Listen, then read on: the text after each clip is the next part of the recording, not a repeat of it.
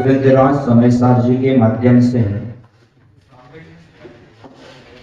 निज शुद्धात्मा की चर्चा कर रहे हैं।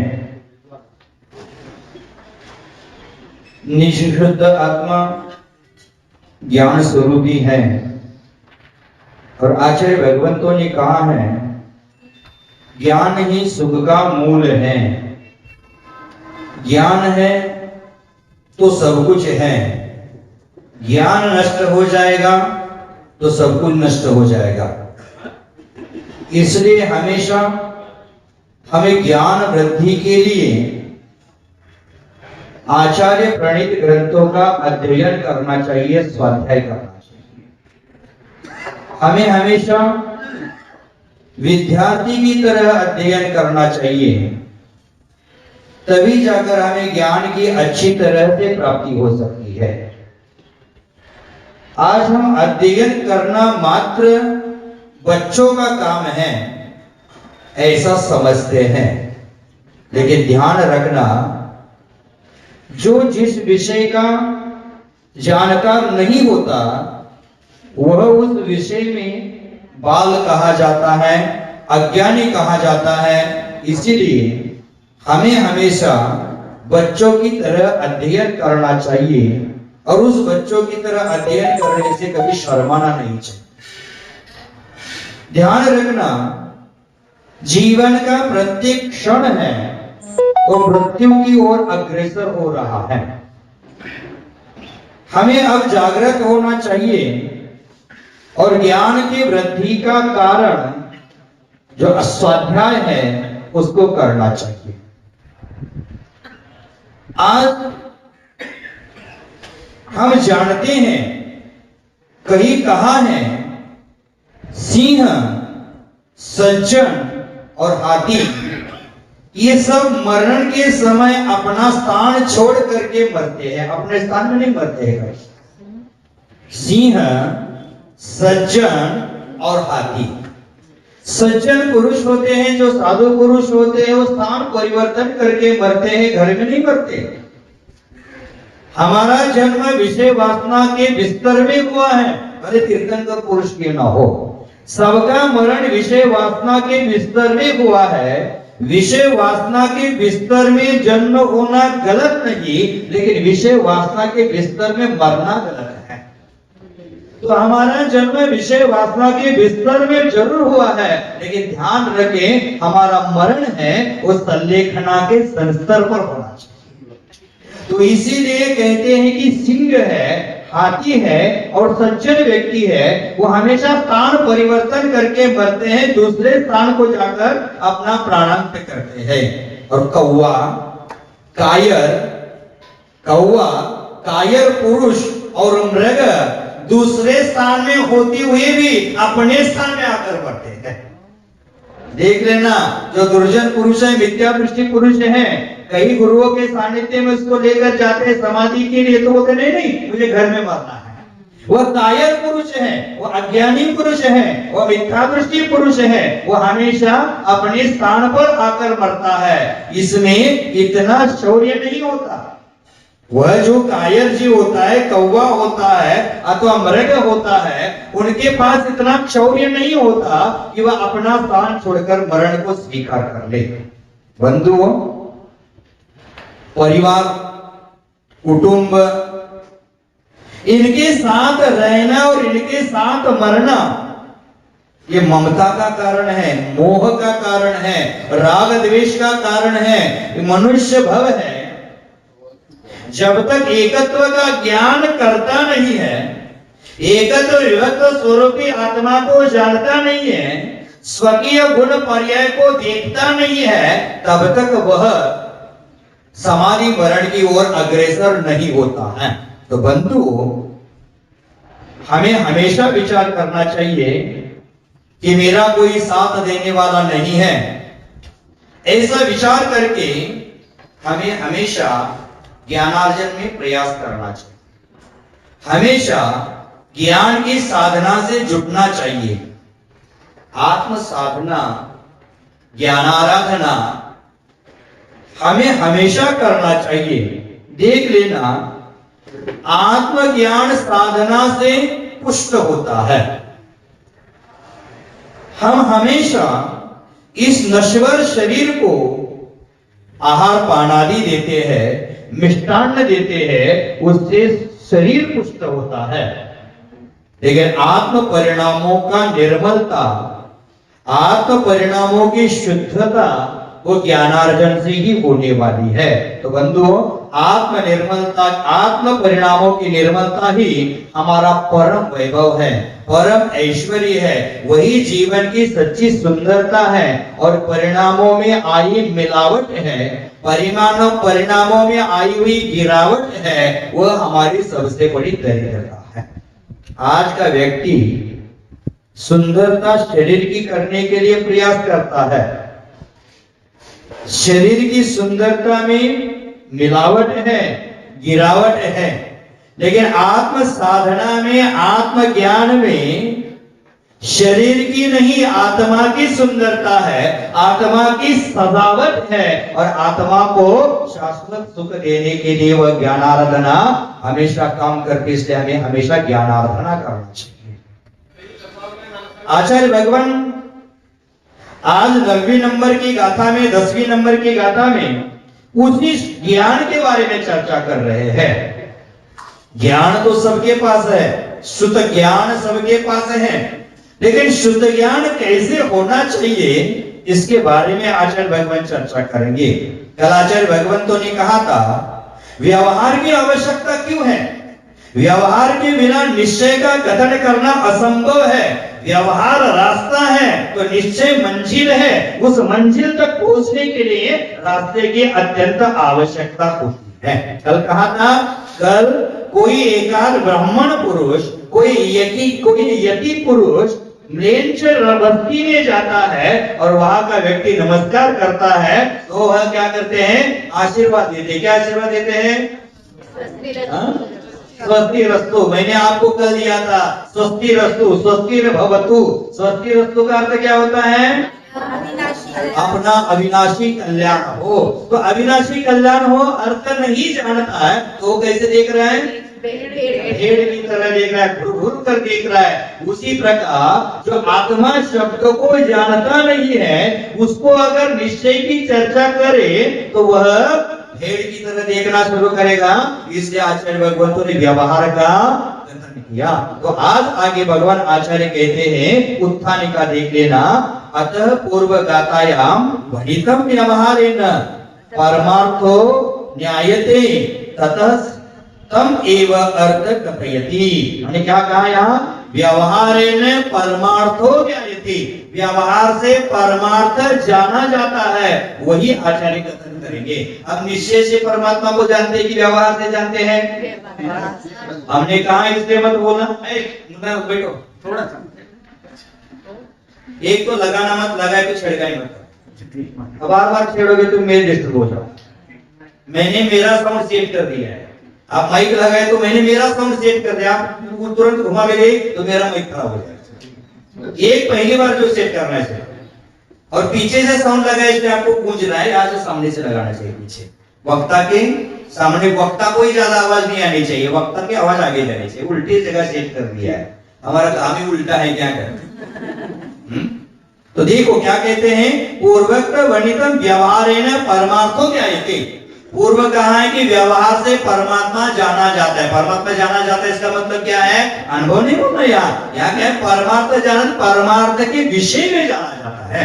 व्यवहार है वो परमार्थ का विषय कर सकता है, परमार्थ है परमार्थ का ज्ञान दे सकता है। देख लेना, आप सभी लोग मेरे सामने विराजित है, आप लोग आत्मा को जानते हैं कि नहीं जानते हैं? आत्मा को जानते कि नहीं जानते? सोच समझ कर जवाब देना, ऐसे मनमानी मत कर देना। जिलवानी मनमानी करने की चीज नहीं है। आप आत्मा को जानते हैं कि नहीं जानते हैं?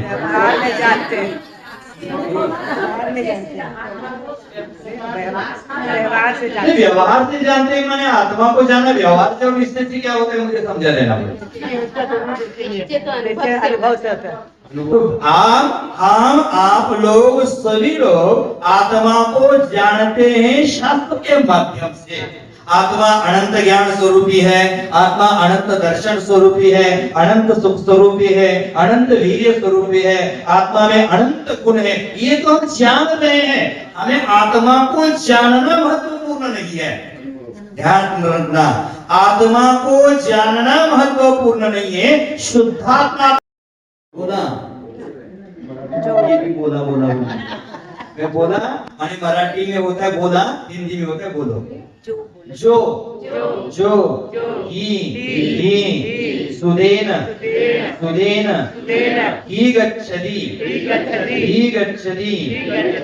सुदेन ही तक जाओ और बाद में गच्छति बोलो तो अच्छा लगेगा। सुदेन ही गच्छति अपान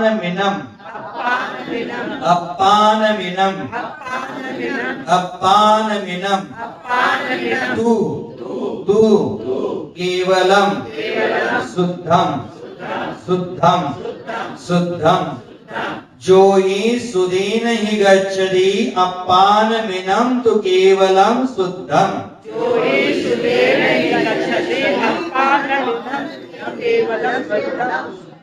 आगे पीछे मत करना, धीरे धीरे से बोलना। कोई राजधानी एक्सप्रेस से चल रहा है और कोई पंजाब मेल से चल रहा है, ऐसे मत चलो। एक ही गाड़ी में सवार हो जाओ, दो नाव में सवार हो जाएंगे तो कभी पहुंचने वाले नहीं है। कोई धीरे बोलता है, उनका अक्षर कम है तो उनके साथ बोला करो, है ना। जो ही सुदीन ही गच्छति अपान मिनम तु केवलम शुद्धम।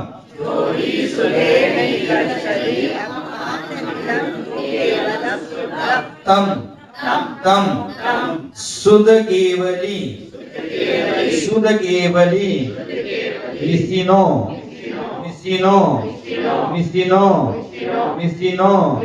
वनंती लोगप्प दिवयरा लोगप्प दिवयरा तम सुध केवली मिसिनो भनंती लोगप्प दिवयरा।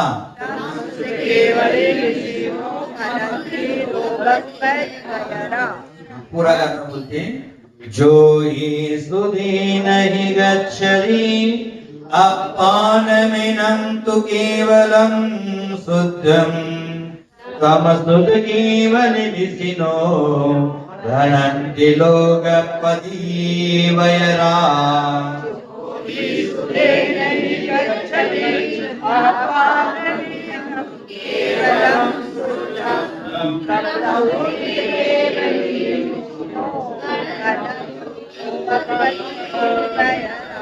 जो ही सुदीन ही गच्छति अपान मिनम तु केवलम शुद्धम तम शुद्ध केवली मिसिनो भणन्ति लोगपदी वयरा।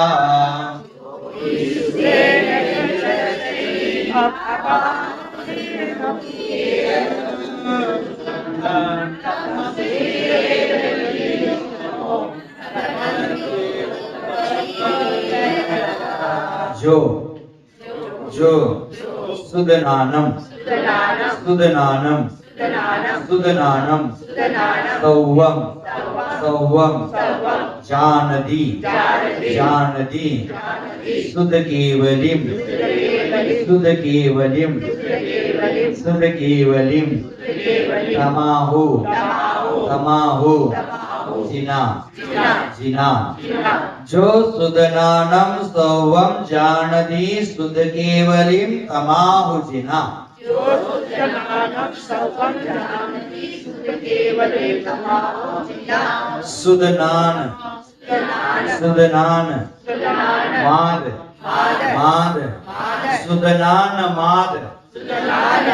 सुदनान माद सौवम जम्मा सुद केवली तम्मा सुध केवली तम्मा, सुध केवली तम्मा, सुध नान माद सौवम जम्मा सुध केवली तम्मा, सुध नान माद सौवम जम्मा सुध केवली तम्मा, जो सुध नानम सौवम जानति सुध केवलिं तमाहुजिना, सुध नान माद सौवम जम्मा सुध केवली तम्मा।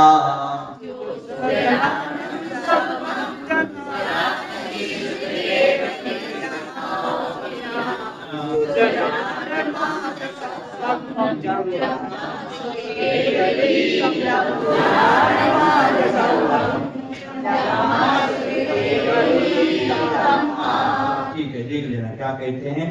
पहली गाथा है 9 नंबर की, उसमें भाव शुद्ध केवली का वर्णन किया है, और दूसरी गाथा में द्रव्य शुद्ध केवली का वर्णन है। दो प्रकार की केवली है, एक कौन सा भाव शुद्ध केवली और दूसरा द्रव्य शुद्ध केवली। ऐसे विचार कहे जाए तो शुद्ध केवली केवलियों के अनेक प्रकार है। एक द्रव्य शुद्ध केवली, एक अनुबद्ध केवली, अंतकृत केवली, तीर्थंकर केवली, उपसर्ग केवली आदि केवलियों के भेद हैं।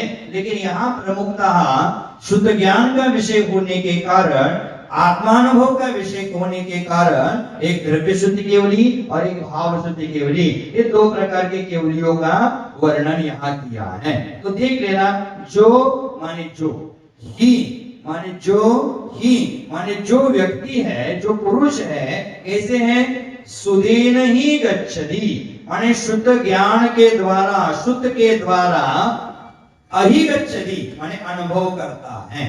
कैसे अनुभव करता है, शुद्ध ज्ञान के द्वारा जो अनुभव करता है, किसका अनुभव करता है, अपान मिनंतु केवलम शुद्धम माने अपनी ही शुद्ध आत्मा का अनुभव करता है। कैसे अनुभव करता है, अपनी शुद्ध आत्मा का अनुभव करता है, लेकिन किसके द्वारा कर रहा है, शुद्ध केवली माने ज्ञान के द्वारा। जो द्वादशांग ज्ञान है ना, जो द्वादशांग जिनवानी है, उस जिनवानी का अध्ययन करता है, और उस अध्ययन का प्रयोजन क्या रखा है उसने, शुद्धात्मा का अनुभव करना। जो शास्त्र ज्ञान करने के बाद शुद्धात्मा का अनुभव करता है, उसको जैनाचार्य भाव शुद्ध केवली कहते हैं। समझ गए? तम शुद्ध केवलिम इसिनो, वह शुद्ध केवली है, ऐसा कौन कहते हैं, इसिनो। इसिनो का अर्थ होता है ऋषिगण। कौन ऋषिगण, परम ऋषिगण। अब परम ऋषिगण कौन होते हैं, ऋषि तो हैं, साधु तो हैं, यति तो हैं, मुनि तो हैं, अनगार हैं, लेकिन ये ऋषि कहाँ है, ये ऋषि परम ऋषि। कौन परम ऋषि है, आगे कहेंगे लोगपदिवयरा, लोक प्रदीप करा, लोक को प्रकाशित करने वाले ऋषिगण माने कौन हो गए, केवली भगवान। केवली भगवान उनको क्या कहते हैं, भाव शुद्ध केवली कहते हैं। समझ गए? ऋषिगण माने कौन सा ऋषि लगाना यहाँ, केवली परम ऋषि। लोगपदिवयरा माने लोक के प्रदीपक जो ऋषि है, जो अरहंत है, जो केवली है, उन्होंने उनको क्या कहा, भाव शुद्ध केवली कहा। समझ गए? आप भाव शुद्ध केवली की द्रव्य शुद्ध केवली है,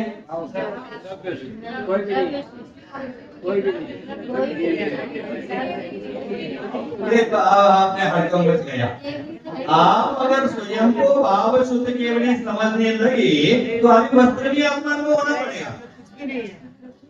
होता है कि आपको वस्त्रों में आत्मानुभव नहीं हो रहा है। आचार्य शांति सागर महाराज थे, आज युग के महान आचार्य थे। शांति सागर का स्मरण पूरे जैनत्व को करना चाहिए, जैन जगत को करना चाहिए। शांति सागर महाराज जी ने समाधि को स्वीकार कर लिया और समाधि के 26वें दिन, संलेखना के 26वें दिन उन्होंने 22 मिनट का उपदेश दिया था। वह 22 मिनट का उपदेश माने पूरे जिनवानी का सार है। उस जिनवानी के सार में आचार्य महाराज जी ने कहे हैं कि वस्त्रों में संयम नहीं, संयम के बिना सातवां गुणस्थान नहीं, सातवें गुणस्थान के बिना आत्मानुभव नहीं, आत्मानुभव के बिना कर्मों की निर्जरा सकल रूप से नहीं, और कर्मों की निर्जरा के बिना अर्यंत अवस्था नहीं, अर्यंत अवस्था के बिना सिद्धावस्था नहीं, और सिद्धावस्था के बिना शाश्वत सुख नहीं। तो हमें पहले क्या आत्मानुभव करने के लिए क्या करना पड़ेगा? संयम, संयम को धारण करना पड़ेगा, तपना पड़ेगा। अभी कोई मेरे पास महान वो आए थे और बोले महाराज दोपहर में सरस्वती भवन में विराजित हो जाओ, बहुत ठंडा लगता है, क्या गर्म होता है। अरे जितना गर्म होता है उतना अच्छा है, कर्म निर्जरा के लिए साधन अच्छा है। क्या कहते हैं भजन है, तपना होगा तुझको, तपना होगा। संसार में कितना ताप सहन कर रहे हैं, यहाँ अगर अपनी कर्म निर्जरा के लिए ताप सहन करते हैं तो पंचम काल में हम चतुर्थ काल से अधिक कर्म निर्जरा कर सकते हैं। पंचम काल में देखो, चतुर्थ काल में जो कर्म की निर्जरा करने के लिए 1000 वर्ष लगते थे, वो पंचम काल में 1 वर्ष में कर्म की निर्जरा। देखो आदिनाथ भगवान को केवल ज्ञान होने के लिए कितना समय लगा था? 1000 वर्ष साधना करनी पड़ी। उनके पुत्र गोमटेश्वर बाहुबली भगवान को 1 साल करनी पड़ी। अंतिम शासन नायक महावीर भगवान को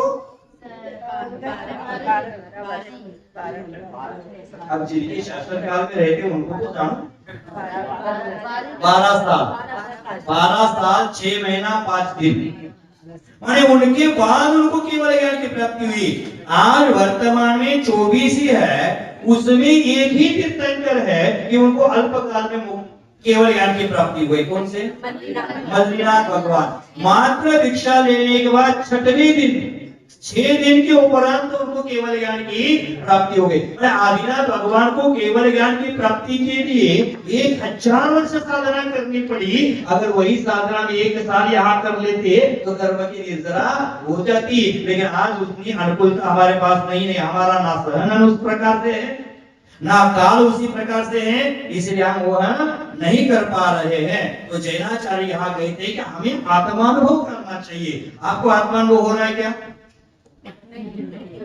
आप द्रव्य शुद्ध के लिए कि भाव शुद्ध के लिए? दोनों भी नहीं है, इसे सर्वत्र नहीं कह सकते। यहाँ क्या शब्द यहाँ कहाँ है? क्यों जो द्रव्य शुद्ध को जानता है, 11 अंग 14 पूर्व जो जिन्वानी है, 12 अंग जिन्वानी है, उसको जो जानता है वह कौन है? द्रव्य शुद्ध केवली। मात्र द्रव्य शुद्ध केवली का इतना ही व्याख्यान सुनकर मत बैठना, क्योंकि आचार्य भगवान पूज्यपाद देव ने इष्टोपदेश ग्रंथराज में कहा है।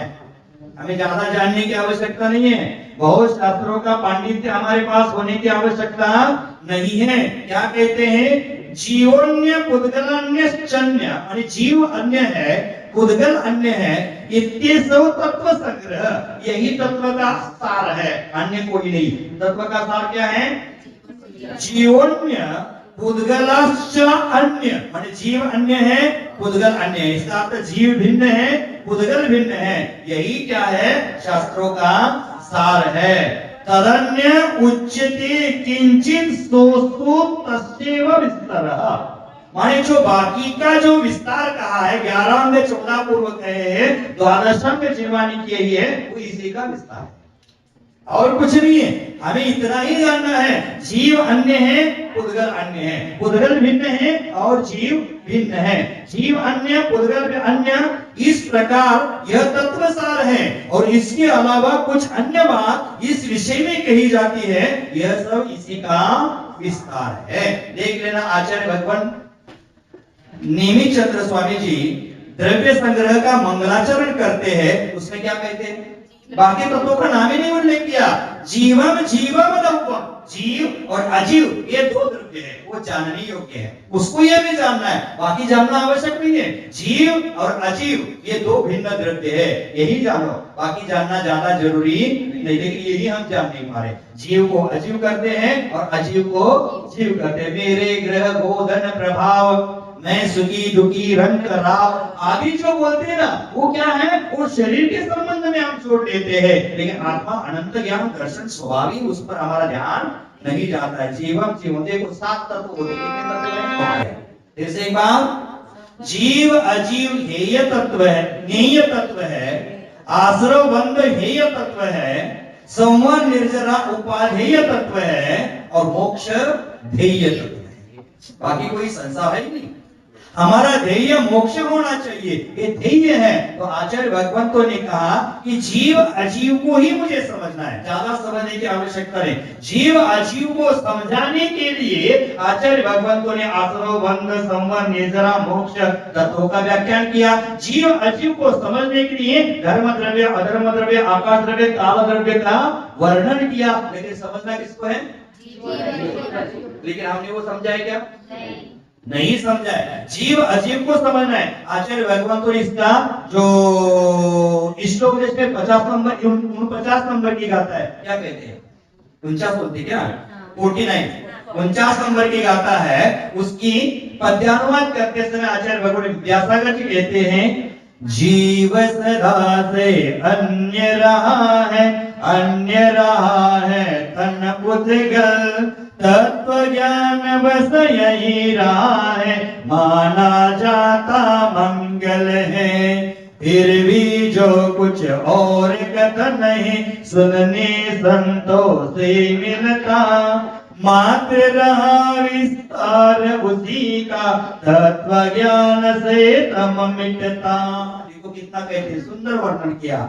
जीव सदा से अन्य रहा तन पुद्गल है। जीव अन्य है और पुद्गल अन्य है। तत्व ज्ञान बस यही रहा, माना जाता मंगल है। यही तत्व ज्ञान है। जहाँ बाकी बहुत पांडित्य होना आवश्यक नहीं, 11 अंग 14 पुरों का ज्ञान हो, ये कोई आवश्यक नहीं। शिवभूति मुनिराज के पास क्या था? क्या था? तुष्मास भिन्नम घोषदो शिवभूति केवलिम जादो। तुष्मास भिन्नम शिवभूति केवलिम जादो। इसका अर्थ क्या है? तुष मासात भिन्नम। मासात का अर्थ क्या होता है? देखिए ये रटा हुआ अर्थ मत बता देना, शब्द का अर्थ बता देना। हमने बचपन से रटा हुआ वही अर्थ बता रहे। नमो अर्यंतानम, अर्यंतों को नमस्कार। लेकिन अर्यंत कौन है? नमो सिद्धानम, सिद्ध कौन है? वह जानकर नमस्कार कर देना। मात्र नमो अर्यंतानम, अर्यंतों को नमस्कार हो, ये बच्चे वाला जवाब हो गया। ऐसा नहीं जवाब। तुष मासात भिन्नम दोष दोष सुभूति केवलिम जादो। मासात क्या होता है? अधूरा ज्ञान। मासान का अर्थ होता है उड़द। मासान का अर्थ होता है उड़द। तुष माने छिलका। उड़द का छिलका अलग है और उड़द की दाल अलग है। आपको उड़द अलग है। उसी प्रकार यही घोषित कर दिया और शिवभूति केवलिम जादो, उनको केवल ज्ञान की प्राप्ति हो गई। बाकी ज्ञान जाना नहीं था, लेकिन अष्ट प्रवचन मात्रिका उनके पास थी और उनको केवल ज्ञान की प्राप्ति हुई। लेकिन मात्र तुष्मासात भिन्नम, आज घर में जाकर घोष करोगे, तुष्मासात भिन्नम केवलिम जादो, तुष्मासात भिन्नम शिवभूति केवलिम जादो, तुष्मासात भिन्नम, इतना करने से नहीं मिलेगा मोक्ष। उन्होंने उस समय चिंतन किया, जैसे उड़द अलग है, उड़द का दाल अलग है, उड़द का छिलका अलग है, उड़द की दाल अलग है, उसी प्रकार मेरा आत्मा अलग है, मेरा शरीर अलग है। पुद्गल से चेतन आत्मा अत्यंत भिन्न है। इसका चिंतन किया, अनुभव किया, कर्म का नाश किया और केवल ज्ञान को प्राप्त किया। हमारे लिए आवश्यक क्या है? जीवन जीवम तप। जीव और अजीव का भेद जानना, यही हमारे लिए आवश्यक है। द्वादश अंग का ज्ञान करना ज्यादा आवश्यक नहीं, ये पांडित्य ज्यादा होना आवश्यक नहीं है। तो आचार्य भगवंतों ने कहा जीव अन्य है, पुद्गल अन्य है, जीव भिन्न है, पुद्गल भिन्न है। यही तत्व संग्रह है, यही संक्षेप में तत्व का सार है। और तत्व क्या है, वस्तु क्या है, इसकी हम दिन रात चर्चा करते रहते हैं। बहुत सारे लोग हैं ना, मात्र सिद्धोहम विद्धोहम का रट लगा रहे हैं, दिन भर तत्व चर्चा करते रहते हैं, दिन भर रात भर चर्चा कर रहे, फिर भी उनको वस्तु स्थिति क्या है इसका परिचय नहीं है। निज से परिचय नहीं हो रहा है, अन्य द्रव्य से बहुत परिचय कर लिया। ऐसा क्यों हो रहा है? इसलिए हमें पहले सर्वप्रथम तत्वों का सम्यक निर्णय करना पड़ेगा। समीचीन निर्णय करना पड़ेगा, तभी जाकर हम अपनी आत्मा को जान सकते हैं। तो यहाँ शुद्ध ज्ञान के द्वारा जो अपनी शुद्धात्मा को जानता है उसको भाव शुद्ध केवली कहते हैं। ये कौन कहते हैं? परम ऋषिगण लोक प्रतिवयरा, माने लोक प्रकाशक, तीन लोगों को प्रकाशित करने वाले जो केवल ज्ञानी भगवान हैं, उन्होंने कहा है। आचार्य भगवान कुंद स्वामी मैंने कहा नहीं बोलते हैं। आचार्य भगवान मैंने कहा नहीं बोले, क्या कह रहे हैं? किसने कहा है? अरे हम तो नहीं कहा है। पहले मंगलाचरण में कहा केवली शुद्ध केवली बनेगा, केवली और शुद्ध केवलियों के द्वारा कहा गया मैं समय बाहुड़ ग्रंथ कहूंगा, मेरी मन की बात नहीं करूंगा। अब क्या कह रहे हैं? लोक परिवयना मनंती, माने लोक प्रतिप्तर जो तीर्थंकर भगवान है, लोगों को प्रकाशित करने वाले हैं, लोक को जानने वाले हैं, सालोकानाम त्रिलोकानाम, आलोक और लोक को जानने वाले हैं, वह कहते हैं। समझ गए पहली गाथा का अर्थ? समझ गए? दूसरी गाथा, जो सुदनानम सवम जानती, जो संपूर्ण शुद्ध ज्ञान को जानता है, माने 14 पूर्व को जानता है, 14 पूर्व को जानता है, शुद्ध केवली तमाहु जिना, उसको जिनेन्द्र देव शुद्ध केवली कहते हैं, शुद्ध केवली कहते हैं। और सुदनानम आद सवम, सुदनानम आद सवम माने संपूर्ण शुद्ध ज्ञान आत्मा ही है, आत्मा को छोड़कर कोई शुद्ध ज्ञान नहीं है। कल कहा था ना, जो एकम जाने तो सौगम जाने। क्या है? सुदनानम आद सवम माने संपूर्ण शुद्ध ज्ञान क्या है? आत्मा ही है। जम्मा शुद्ध केवली तम्मा, उसको शुद्ध केवली कहते हैं। दो भेद जान लेना, एक द्रव्य शुद्ध केवली, एक भाव शुद्ध। जो द्रव्य शुद्ध को जानता है, 14 पूर्व का ज्ञान जिनके पास है, उनको कहा गया द्रव्य शुद्ध केवली। और वही शुद्ध के द्वारा जो अपने निजात्मा को जानता है, वो कौन हो गया? भाव शुद्ध केवली। समझ गए? ज्यादा इसका अभिप्राय नहीं है, तो हमें द्रव्य शुद्ध केवली, भाव शुद्ध केवली के बारे में समझना है। आज वर्तमान में अंतिम शुद्ध केवली कौन हो गए? आचार्य भद्रभाव। उनका कथा जानते हैं? अल्प सा कहूंगा 2 मिनट में, क्योंकि ज्यादा बात में समय बचता नहीं है। और आज 5 मिनट ज्यादा हो गए तो चिंता नहीं करना, क्योंकि आज क्या है? संडे नहीं, संत डे है।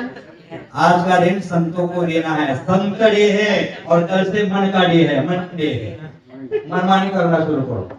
तो आज 5 मिनट ज्यादा हो गए तो उठना नहीं कोई, यही बैठ लेना है ना। तो क्या कहते हैं, 2 बातें करेंगे ना आज, तो थोड़ा ज्यादा हो सकता है, ध्यान देना इसमें।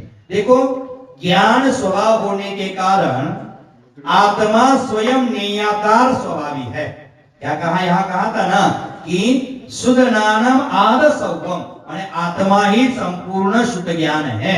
तो स्वज्ञान स्वभाव होने के कारण आत्मा स्वयं ज्ञेयाकार है, इसलिए आत्मा को जानने से सकल विश्व प्रत्यक्ष रूप से जाना जाता है।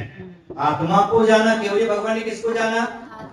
आत्मा को जाना। उनके सामने संपूर्ण विश्व क्या हो गया? प्रत्यक्ष रूप से दिखने लगा, प्रत्यक्ष रूप से जानने लगे। किसको जाना उन्होंने? आत्मा को। 3 लोगों को जाना। हम किसको जान रहे हैं? हम पर को नहीं, पर को जानने का प्रयास है, पर को जानने का प्रयास है, इसलिए क्या हो रहा है? सो को नहीं जान पा रहे।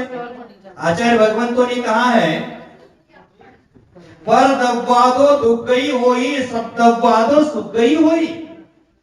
पर द्रव्य दुख का कारण है, दुर्गति का कारण है, और स्वद्रव्य सदगति का कारण है, सुख का कारण है। तो हमें किसको जानना है? अब सो तो जानोगे तो बाकी लोकालोक अपने ज्ञान में अपने आप प्रत्यक्ष होने वाला है। विश्व का चराचर वस्तु, गुण, पर्याय और द्रव्य एक साथ जानने वाले। किसको जानने के बाद? किसको जान रहे हैं? ये हमारा सम्यक अध्ययन हो रहा है क्या? आचार्य ने कहा था ना कि अगर हमारे शुद्धात्मा को जानना है तो तत्व का सम्यक निर्णय करना पड़ेगा। हमारा तत्व का निर्णय सम्यक है क्या? हम किसको जान रहे हैं? टीवी चैनल के माध्यम से 400-500 चैनल टीवी में खोल देते हैं, दुनिया को जानना शुरू कर देते हैं। अभी यूक्रेन में युद्ध हुआ था, उसकी जानकारी ली, लेकिन घर में हमारे रोज युद्ध हो रहा है, उसकी जानकारी हमें है ही नहीं। माने दूसरी को जानने के प्रयास में हम कहाँ खड़े हैं यही हम भूल गए हैं। देखो मोक्ष मार्ग कितना दूर है, मोक्ष मार्ग कितना दूर है यहाँ से। मान ले आपको यहाँ पूछा बेलगच्छा उपवन मंदिर से काकुड़गच्छी मंदिर कितना दूर है, आप क्या कहेंगे? 5 किलोमीटर, 4 किलोमीटर। आपको पता है 5 किलोमीटर 4 किलोमीटर के आप हमेशा यही निवास करते थे। मुझ जैसे व्यक्ति को पूछा जाए तो मुझे ज्ञात नहीं है, मैं कैसे बता सकता हूँ कहाँ है। लेकिन देखना मैंने उसी प्रकार का सवाल पूछा, मोक्ष यहाँ से कितना दूर है? 7 राज्यों और किसका और समाधान हो सकते हैं? सर्वार्थ सिद्धि से एक बाल की बराबर। और गए नहीं तो जानेंगे कैसे? अच्छी बात है, गए नहीं तो जानेंगे कैसे? ये सूत्रिया क्या काम कर रहा है? फिर सूत्रिया ने उसको ही कहा है कि जो सूर्य के द्वारा स्वरूप जानता है वह भी जानता है। मैंने पहले कहा था ना, आत्मा को जानता है लेकिन शुद्धात्मा को नहीं जानता। मोक्ष अपने अंदर है आत्मा। ये तो भाव मोक्ष की बात कर दी आपने। आत्मा के देखो मोक्ष कितना दूर है ये जानने के लिए पहले बहन गए नहीं तो बताएंगे कैसे? ये जरूर नहीं। मोक्ष कितना दूर है ये जानने के पहले हम कहाँ खड़े हैं इसका निर्णय करते हैं। जैसे आप मोबाइल में जीपीएस खोल देते हैं, जीपीएस मैप खोल देते हैं, उसमें आपका स्थान और आपको पहुंचने का स्थान 2 स्थान मांगता है, 2 मांगता है ना, करंट लोकेशन मांगता है। तो आपको कहाँ पहुंचना ही नहीं बताना है और आप कहाँ खड़े हैं तब जाकर वो कहाँ पहुंच रहे हैं, वो कितना दूर है बता देगा। यहाँ हमने हमारे बेलगच्छिया उपवन मंदिर डाल दिया और सांगली कितना है, सांगली महाराष्ट्र कितना है, तो कब बताएगा? 2200 किलोमीटर। आप बेलगच्छिया उपवन मंदिर डालेंगे तो 2200 किलोमीटर बताएगा। मात्र सांगली महाराष्ट्र खोल देंगे तो सांगली का नक्शा खोल देगा, उपग्रह से हो अथवा कैसे भी हो वहां का नक्शा खोल देगा। तो हमें क्या करना है, कहाँ खड़े हैं, हम कौन से स्थान पर हैं ये बताना जीपीएस को जरूरी है। उसी प्रकार हमें मोक्ष जाना है तो हम पहले कहाँ खड़े हैं ये बताना जरूरी है। कहाँ खड़े हो आप? मध्य लोक में गलत जवाब नहीं है, एक अपेक्षा सही है क्योंकि जिनवानी अनेकांत में हतना नहीं मध्य लोक में। और किसी का जवाब और हो सकता है चौथे गुणस्थान में और ऊपर जाने लगे और मंदिर में और हमें ये निर्णय करना चाहिए कि हम पहले कहाँ खड़े हैं। मानिए अविरत सम्यक दृष्टि है, अविरत सम्यक दृष्टि गुणस्थान में खड़े हैं तो खुशी मना लेना, पार्टी देना को करता समाज को पार्टी दे देना, क्योंकि हम अविरत सम्यक दृष्टि इसका भरोसा हो गया तो अर्ध पुद्गल परावर्तन काल में मुझे मोक्ष मिलना ही है, मैं भगवान बनूंगा ही, इतना भरोसा हो गया, भरोसा हो गया। अगर मुझे निर्णय करना है कि मैं कहाँ खड़ा हूँ, किसी ने कहा कि मैं अविरत सम्यक दर्शन गुणस्थान में खड़ा हूँ और यहाँ से बहुत सारे भारतवर्ष में इस जगत में लोग मिथ्यात्व गुणस्थान में पड़े हैं, उनके लिए मोक्ष कितना है? बहुत दूर है, बहुत। ऐसा नहीं अनंत काल में मत बोलना, क्योंकि अनादि मिथ्या दृष्टि जीव सम्यक्त्व करके 8 समय में 8 अंतर मुहूर्त में वो केवल ज्ञान की प्राप्ति भी कर सकता है। ये जिनवानी बहुत विशाल है भाई, बहुत गजब की बात करते हैं। यहाँ मात्र यहाँ नहीं चलेगा कि अनंत काल लगेगा, नहीं, 8 अंतर मुहूर्त में भी यह कार्य हो सकता है। लेकिन क्या मिथ्यात्व गुणस्थान में खड़ा है तो बहुत दूर पड़ा है, मोक्ष मार्ग से बहुत दूर पड़ा है वो। अगर अविरत समय दृष्टि है तो थोड़ा हम नजदीकी बढ़ गई। बाद में देश विरत प्रतिमादि स्वीकार कर ली, वो महान वो प्रतिमा स्वीकार करके विराजमान है, प्रतिमादि स्वीकार कर ली हो तो और थोड़ा नजदीक होने लगा। मुनिव्रत को धारण कर लिया तो और नजदीक हो गया। शुद्धात्मा का अनुभव करने के लिए सप्तम गुणस्थान में पहुंचा है तो सप्तम गुणस्थान को छोड़कर 8वां गुणस्थान शपथ श्रेणी चढ़ने लगा तो 12वें गुणस्थान के बाद केवल ज्ञान की प्राप्ति हो गई तो मानो पहुंच ही गए। जैसे पहाड़ चढ़ते समय बच्चों को कहते हैं अरे पहुंच गए, पहली बार समय शिखर जी कौन जाता है, थक जाता है, और वो तो पहली बार जो जाता है तो उसको दूसरा समझता आ गया, बस आ गया। उसी प्रकार 13वें गुणस्तर से बस आ गया, इतनी दूरी पर मोक्ष है। तो हमें मोक्ष कहाँ है, इसका पहले निर्णय करने के पहले हम कहाँ खड़े हैं, कहाँ खड़े हो, अपने हृदय पर हाथ कर कहना कि आप अवृत समय दृष्टि हो क्या। यह अविरत समय दर्शन बहिरंग से नहीं होता है, परिणामों की निर्मलता से वह होता है। उसकी प्रकार हमारे परिणामों की निर्मलता होना चाहिए। देखो अविरत समय दृष्टि वो 25 दोषों से रहित होता है। 25 दोष कौन से हैं? आपसी ज्ञान ले रहा हूं मैं, आपको सिखाने नहीं। शंकादि दोष है, ज्ञानादि गर्व है, सियानायतन, तीन मूर्ता से रहित होना चाहिए। देख लेना आपके मन में शंका कितनी सारी शंका है, जिन वचनों में शंका होती कि नहीं होती है? होती है।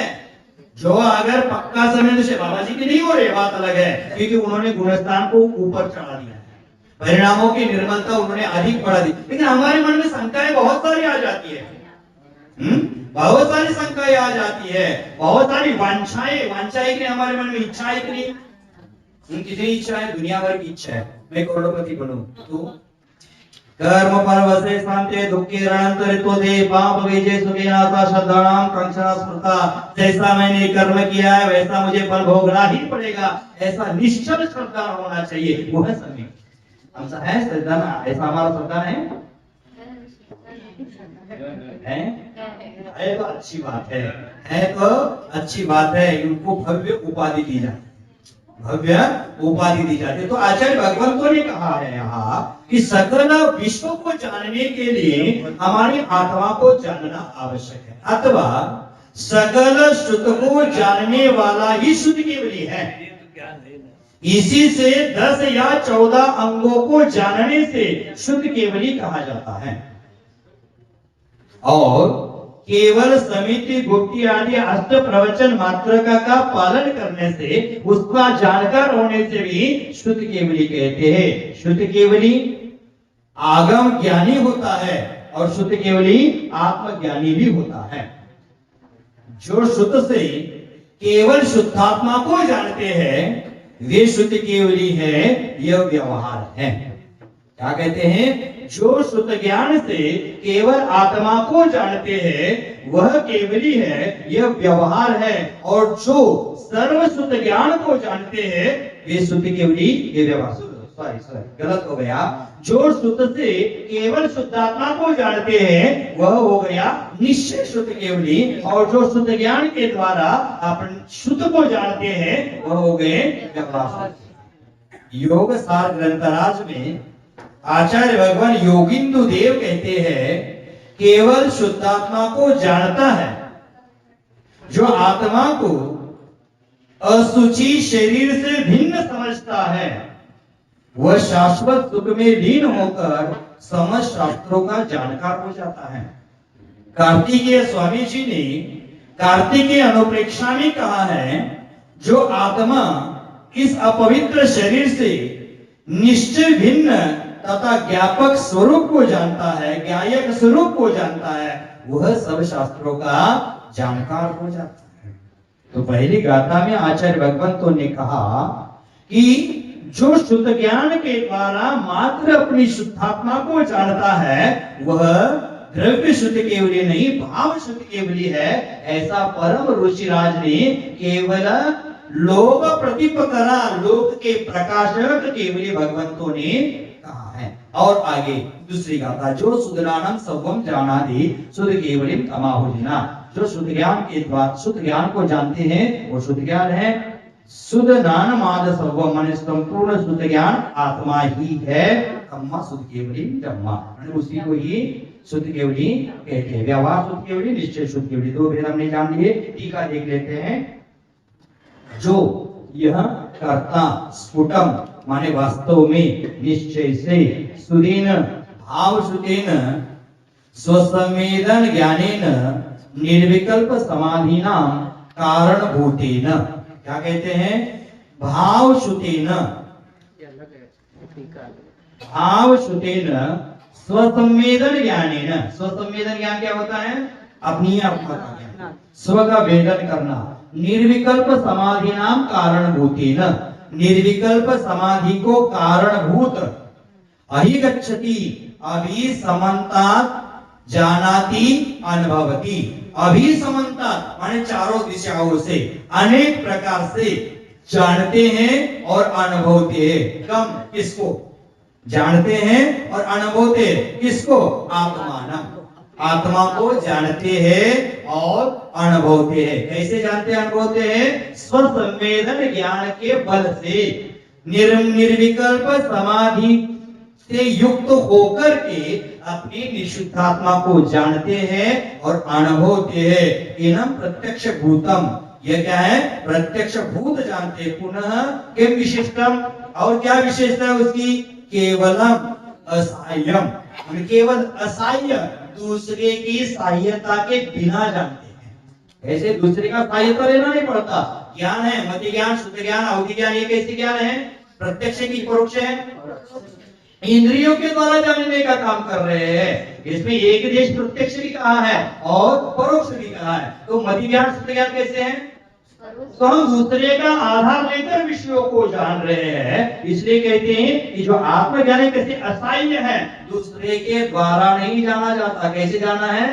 स्वयं स्वसंवेदन ज्ञानम, स्व के द्वारा। और कैसे जानता है? शुद्धम, शुद्ध का अर्थ निर्मा से धोकर के, सर्फ एक्सेल से धोकर के। देखो ये समय सार कोई निर्मा वॉशिंग पाउडर कंपनी नहीं है, ध्यान से सुन लेना। ये समय सार कोई निर्मा वॉशिंग पाउडर कंपनी नहीं है। पहले इस्तेमाल करो, बाद में विश्वास करो। ये समय सार तो जीवन बीमा कंपनी है, जीवन के साथ भी और जीवन के बाद भी। ये जीवन बीमा कंपनी है भाई। ये समय सार बाद में पहले इस्तेमाल करो, भरोसा करो नहीं। ये भरोसे वाली ही चीज है। शुद्धम, क्या शुद्ध है? निर्मा से धोने वाली वस्तु शुद्ध नहीं, शुद्ध कहते रागादि रहितम, राग द्वेष से रहित जो मेरी आत्मा है वह क्या है? शुद्ध है। आप राग द्वेष कर रहे तो क्यों बोल रहे? आंख बंद कर शुद्ध माने राग द्वेष से रहित मेरी आत्मा है। और उस राग द्वेष रहित आत्मा को जो पुरुषम, तम माने पुरुषम शुद्ध केवलियम, निश्चय शुद्ध केवलियम, उसको क्या कहा? निश्चय शुद्ध केवली कहा। इसिनो, इसिनो माने परम ऋषय, इसने कहा है परम ऋषिराज ने कहा है। केवलम वनंती कथयंती कहा जाता है, ऐसा कहते। कौन कहते हैं? लोक परिवैरा, लोक प्रदीपकरा, लोक प्रकाशका इति। लोगों को प्रकाशित करने वाले परम ऋषि सर्वज्ञ देव ने इनको निश्चय शुद्ध केवली कहा है। इनको कहा है जो द्रव्य शुद्ध के द्वारा, भाव शुद्ध के द्वारा, स्वसंवेदन ज्ञान के बल से, निर्विकल्प समाधि के बल से निशुद्ध आत्मा को जानता है, निशुद्ध आत्मा को प्रत्यक्ष रूप से अनुभव करता है, वह भाव शुद्ध केवली है, ऐसा कहा है। समझ गए? अब अन्य अनया गातायाम निश्चय शुद्ध केवली लक्षणम उक्तम। इसी प्रकार पहले 9 नंबर की गाथा में भाव शुद्ध केवली का व्याख्यान कर दिया। अब द्रव्य शुद्ध केवली का व्याख्यान करते हैं। देखो क्या कहते हैं। जो सुदराणम इत्यादि, मैंने भद्रभोग की कथा बीच में छोड़ी है, वो छूटने वाला नहीं, बाद में बताऊंगा। मैं बोले महाराज भद्रभोग की कथा बता रहे थे, बीच में कहां छूट गई हो, बस बताऊंगा जरूर। जो सुदराणम इत्यादि, अब दूसरी गाथा का 10 नंबर की गाथा के आगे कर रहे हैं। जो यह कर्ता सुदराणम द्वादशांग द्रव्य शुद्धम, एक भाव शुद्ध कहा, वहां क्या कहा था? भाव शुद्ध कहा था, और यहाँ क्या कह रहे हैं? द्रव्य शुद्ध। द्रव्य शुद्धम सवम सर्व परिपूर्णम जानाति, द्रव्य शुद्ध को परिपूर्ण जानता है। कौन? जो पुरुष द्वादशांग जिन्वाणी को, द्रव्य शुद्ध को परिपूर्ण जानता है। शुद्ध केवलिम, व्यवहार शुद्ध केवलिनम, उसको क्या कहा? व्यवहार शुद्ध केवली कहा। तम पुरुषम आहु ब्रुवंती, उस पुरुषों को व्यवहार शुद्ध केवली कहते हैं। ब्रुवंती का अर्थ होता है कहते हैं। कहते कौन कहते हैं? जिना। जिना शब्द है ना, जिना। और दूसरे नंबर के गाथा में 10 नंबर के गाथा में जिना शब्द है, तमाहु जिना, जिनेन्द्र देव कहते हैं। वहां लोकपति वाला परम ऋषि कहा था, यहाँ कहते हैं जिना, सर्वज्ञ, सर्वज्ञ देव कहते हैं। कस्मात् इति चेत, कैसे कहते हैं? जम्मा यस्मात् कारणात्, इसी कारण से कहते हैं। कौन से कारण से कहते हैं? कि जो द्वादशांग जिनवाणी को जानते हैं, इसी कारण से उनको क्या कहते हैं? द्रव्य शुद्ध केवली कहते हैं। पुनः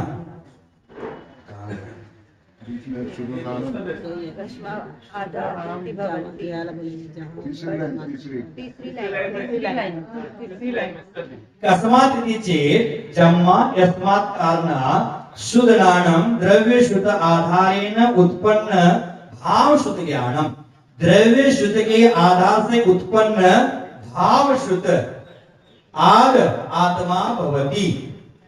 कथम भूतम, किस प्रकार से बनती है? कैसे? सर्व आत्म सम्मिति विषयम पर परिचिति विषयम वा। मैंने क्या कहा यहाँ? कि सब परिचिति माने शुद्ध केवली है, वो भाव शुद्ध केवली और द्रव्य शुद्ध केवली का व्याख्यान करते हुए कहा कि जो अपनी शुद्ध आत्मा का अनुभव नहीं करता, न उसकी भावना में नहीं कर रहा, वह क्या है? बहिर्विषय, व्यवहार शुद्ध का विषयभूत पदार्थों को जानता है, इसलिए उसको क्या कहा? व्यवहार शुद्ध केवली कहा।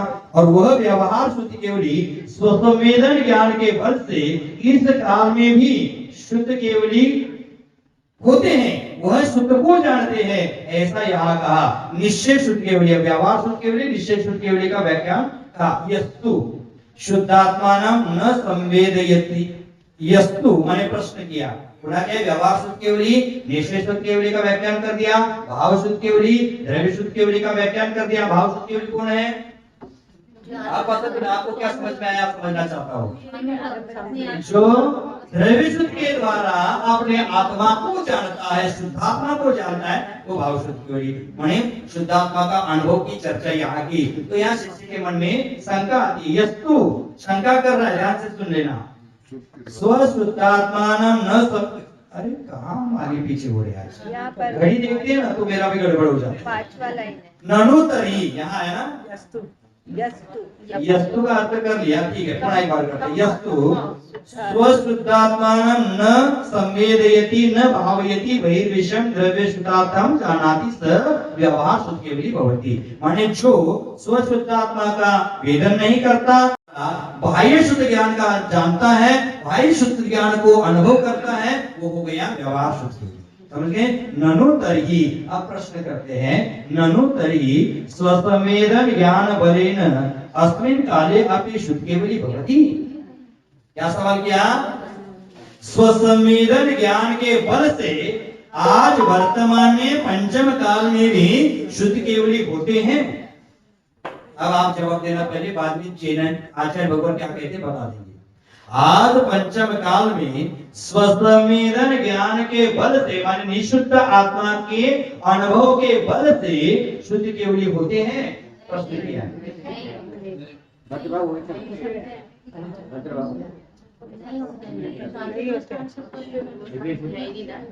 अब चर्चा और एक बार पूछ रहा हो। आज वर्तमान में पंचम काल में स्वसंवेदन ज्ञान के बल से निज शुद्धात्मा के अनुभव से इदानीम काले शुद्ध केवली भवति, इस काल में शुद्ध केवली होती है।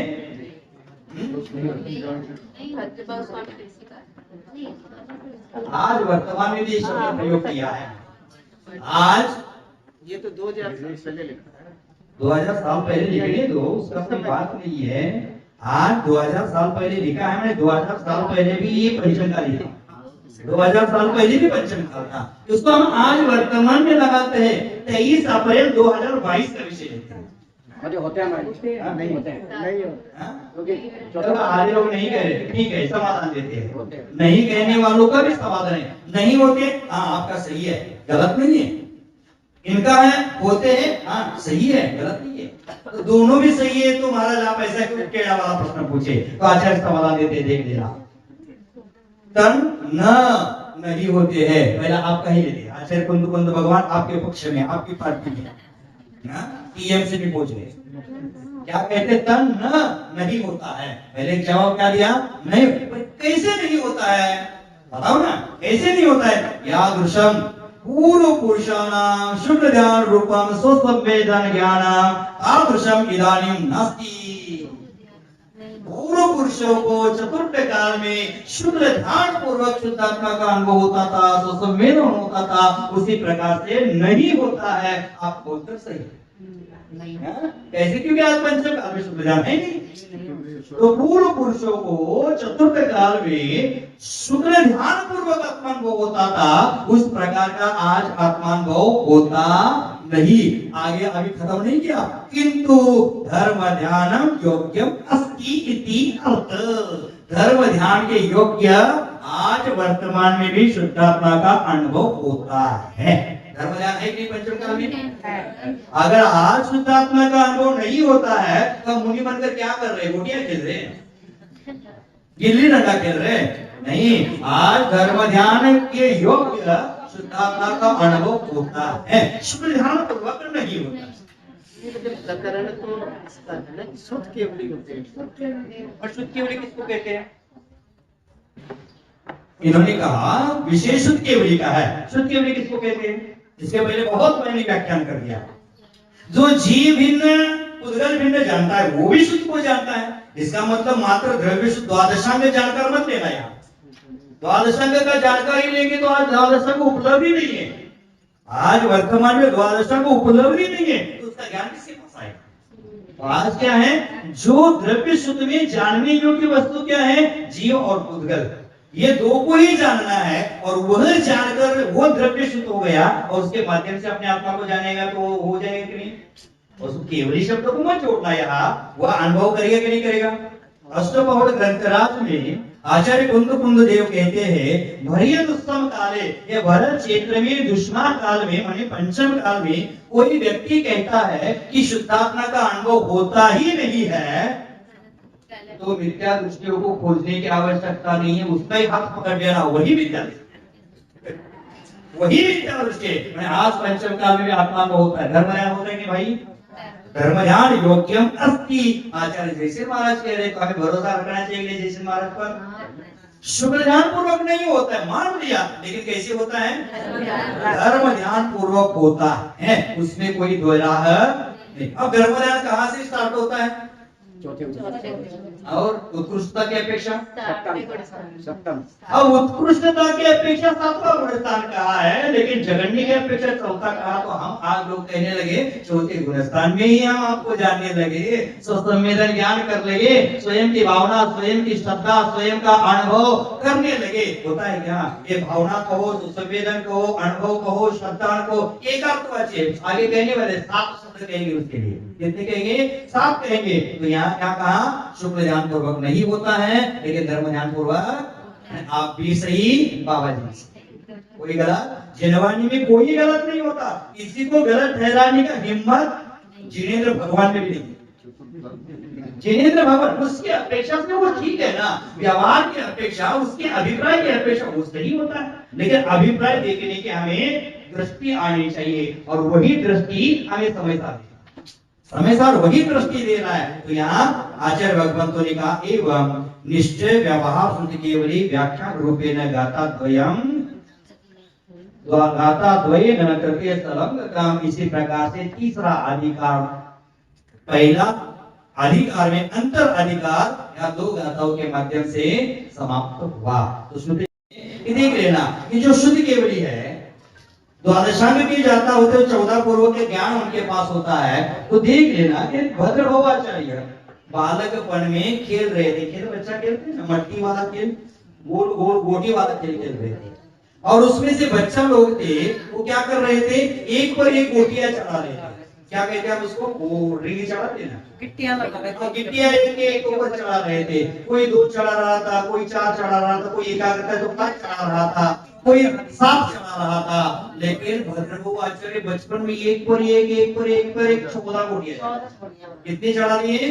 14 चढ़ा दिए। और वहां से आचार्य गोवर्धन स्वामी से निकल रहे थे, मंदिर की ओर वगैरह आ रहे थे। उन्होंने देखा, अरे गजब एकाग्रता है बच्चे की, गजब एकाग्रता बच्चे की, एक पर एक 14 गोटियां चढ़ा दी। तो उन्होंने सोचा यही आज वर्तमान में 14 पूर्व का ज्ञाता होने वाला जीव है। देखो 14 गोटियां का संबंध कहां छोड़ दिया, ये 14 पूर्व का ज्ञान करने वाला जीव है। ऐसा सोचकर उनके पिताजी सोम वर्मा के पास पहुंचे और इस बच्चा को मैं अध्ययन कराऊंगा, शास्त्र पढ़ाऊंगा, और शास्त्र पढ़ने के बाद वो विद्वान होने के बाद आपको पुनः लौटा दूंगा। अगर ले जाऊंगा बोले तो कौन माँ बाप दीक्षा देने के लिए तुरंत तैयार हो जाएंगे। वो बोले मैं अध्ययन कराऊंगा और पुनः पीछे लौटा दूंगा।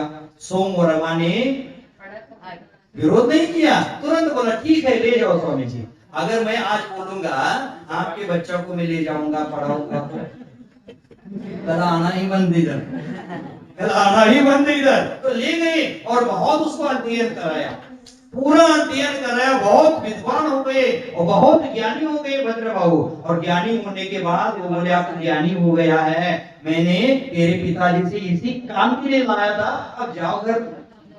अब गुरु का आदेश पालकर घर गए, लेकिन क्या गुरु जी का वचन कभी छूटा ना हो, इसलिए उन्होंने कहा कि मैंने तेरे पिताजी से कहा था जाओ घर। अब घर गए तो घर जाने के बाद अपने पापा को एक दिन कह रहे, पापा मुझे इस संसार में कोई रस नहीं है, जिनवानी का ज्ञान मैंने किया, ये संसार असार है, सार रहित है, इसमें कोई अर्थ नहीं, मुझे दीक्षा लेना है। दीक्षा ले लिए और वही आचार्य अंतिम शुद्ध केवली भद्रबाहु मुनिराज हो गए। तो देख लेना, शुद्ध केवली मुनिराज है। शुद्ध का अर्थ आपने जान लिया, समझ लिया, पूर्ण ज्ञान होता है। और शुद्ध केवली और केवली ज्ञान की दृष्टि से दोनों में समानता होती है। शुद्ध केवली और तीर्थंकर केवली अथवा सामान्य केवली, अर्हत केवली में मात्र अर्थभेद क्या है, दृष्टि दोनों की दृष्टि से दोनों में समानता है। लेकिन शुद्ध ज्ञान परोक्ष होता है और केवल ज्ञान प्रत्यक्ष होता है।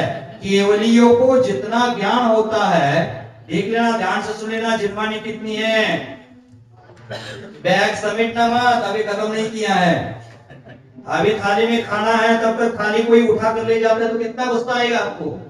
इसी प्रकार मुझे भी आता है कभी कभी, सामान समेटना मत। क्या कह रहे हैं कि ज्ञान केवलियों के पास जितना ज्ञान है, उस ज्ञान से अनंतव हिस्सा वो प्ररूपणा करते हैं, माने अनंतव भाग वह उपदेश देते हैं। जितना वो प्ररूपणा करते, उपदेश देते हैं, उसमें से अनंतव हिस्सा गणधर आदि देव जानते हैं। जितना भगवान ने कहा उतना नहीं जानते हो, कितना हिस्सा जान लिया?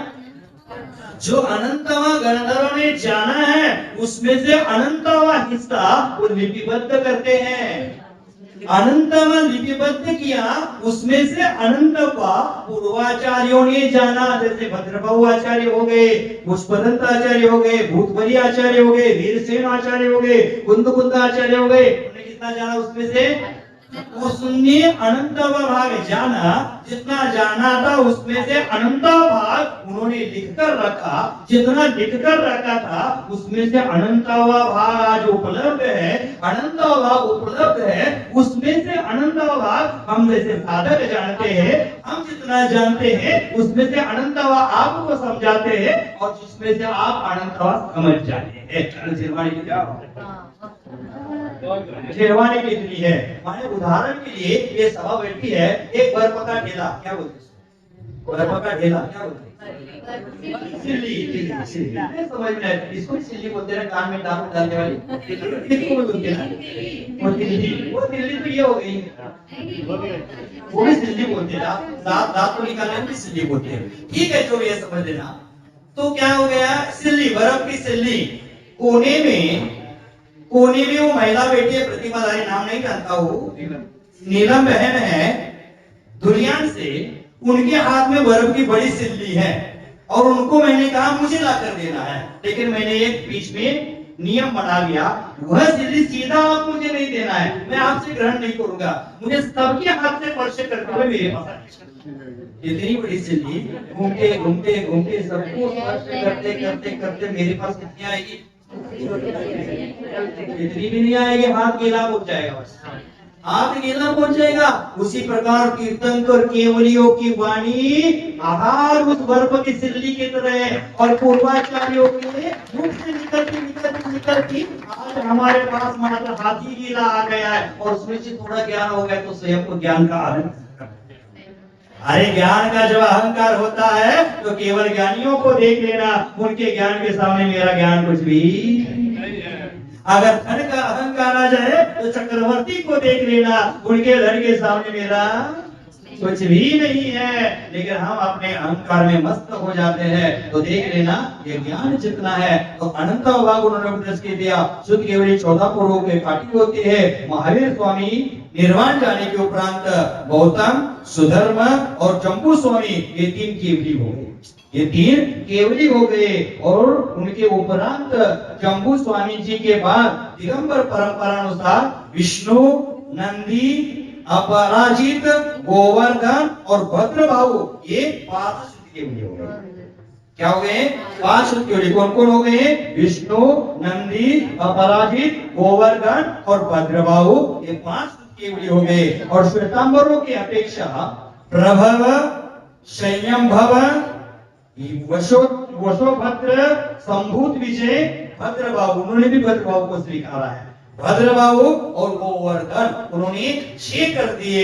उसमें सॉरी उन्होंने स्थूलभद्र, 6वां को लिया उन्होंने स्थूलभद्र, और स्थूलभद्र को हटा दे तो वहां भी 5 केवली है, वहां भी अंतिम भद्रबाहु है, यहाँ भी अंतिम भद्रबाहु है। महावीर भगवान मोक्ष जाने के बाद 161 वर्ष तक इस धरती पर शुद्ध केवलियों का विहार रहा, विचरण रहा। तो आज हमने द्रव्य शुद्ध केवली, भाव शुद्ध केवली को समझा है। समय से 15 मिनट ज्यादा लिया, इसलिए क्षमा चाहता हूँ, क्योंकि आपका संसार अनमोल है। आपको कौन अनमोल है?